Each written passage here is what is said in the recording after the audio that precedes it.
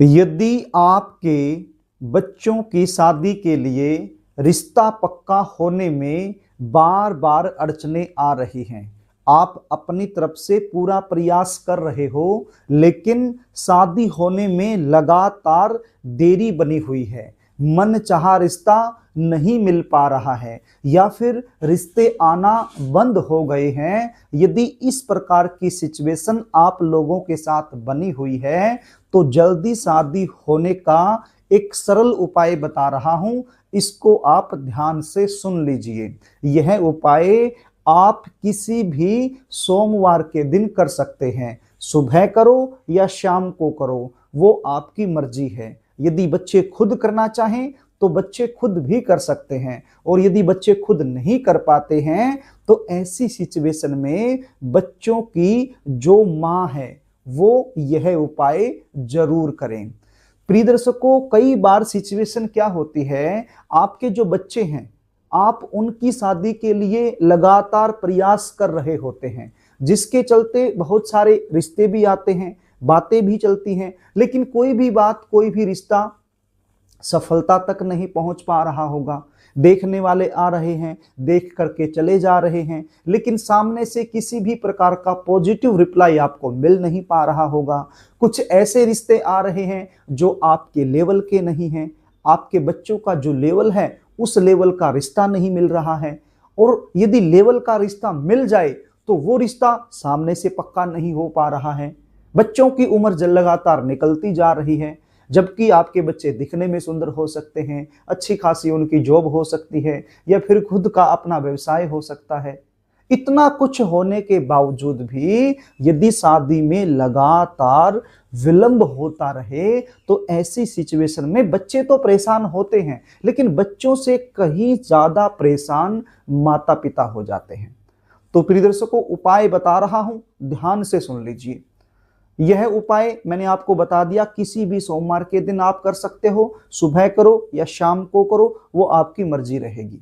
करना क्या होगा, आपके पास चावल के 31 दाने होने चाहिए। क्या होने चाहिए, चावल के 31 दाने आपके पास होने चाहिए। 31 यानी 31 दाने चावल के आपके पास होने चाहिए। आप उनको एक कटोरी में डाल लीजिए, और थोड़ा सा पीले रंग का चंदन आपके पास होना चाहिए, और थोड़ा सा पीले रंग का चंदन भी चावल के अंदर ही कटोरी में डाल लीजिए, और थोड़ा सा पानी यानी आधा चम्मच के लगभग या 1 चम्मच के लगभग पानी भी उसमें डाल लीजिए। यानी कि पीले चंदन की सहायता से चावल को आपने पीला कर लेना है। आप समझ रहे हैं। और क्या चाहिए, हरे रंग के साबुत मूंग आपके पास होने चाहिए। अब कितने होने चाहिए, ये भी 31 दाने होने चाहिए, यानी कि 31 दाने हरे मूंग आपके पास होने चाहिए, साबुत मूंग। मैं मूंग की जो दाल होती है उसकी बात नहीं कर रहा हूं, मैं साबुत मूंग की बात कर रहा हूं। आसानी से मिल जाते हैं, किराना की दुकान से या पंसारी की दुकान से आसानी से मिल जाते हैं, तो वो भी आपके पास होने चाहिए। एक लोटा आपके पास होना चाहिए, स्टील का लोटा।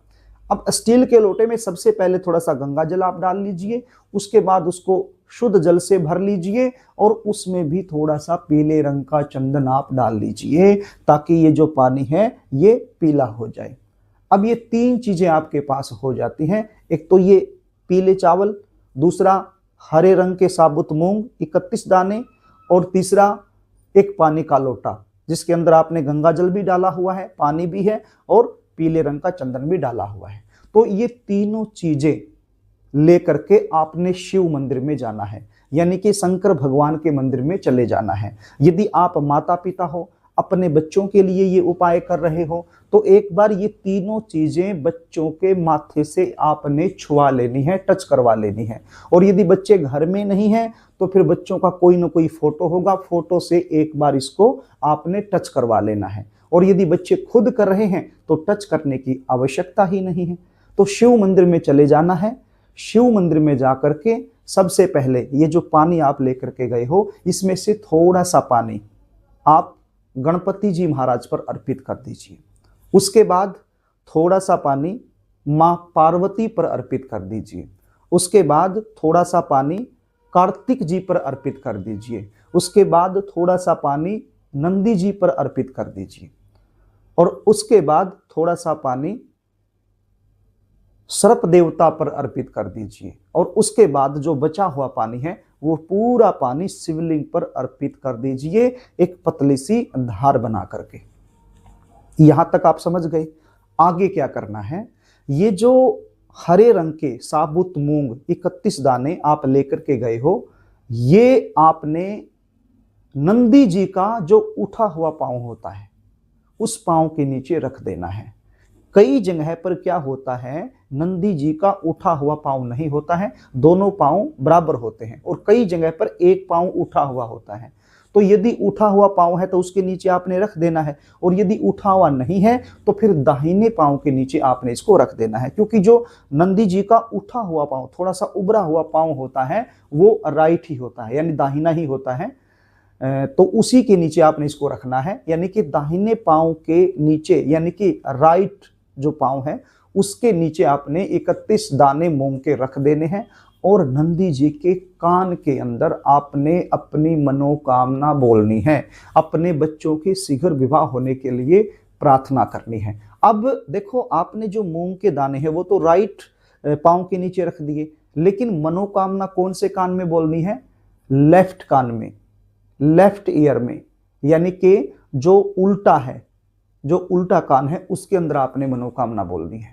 मनोकामना बोलने के बाद ये जो पीले रंग के चावल हैं 31 दाने, ये आपने अशोक सुंदरी के स्थान पर रख देने हैं। अशोक सुंदरी का स्थान आप जानते हैं, आप स्क्रीन पर देख लीजिए।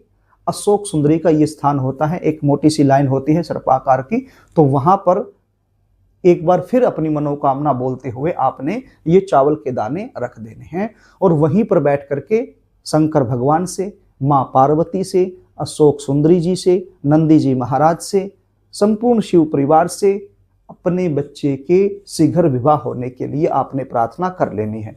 और यदि बच्चे खुद कर रहे हैं तो अपनी शादी होने के लिए आपने प्रार्थना कर लेनी है। बस ये छोटा सा उपाय है, एक ही सोमवार आपने करना है, बार बार करने की भी आवश्यकता नहीं है। यदि ये उपाय आप करेंगे तो बहुत जल्द आपको एक अच्छा रिश्ता मिलेगा और फाइनल होने की प्रबल संभावना वहां पर बन जाएगी, और जल्द ही शादी के बंधन में आपके जो बच्चे हैं वो बंध जाएंगे।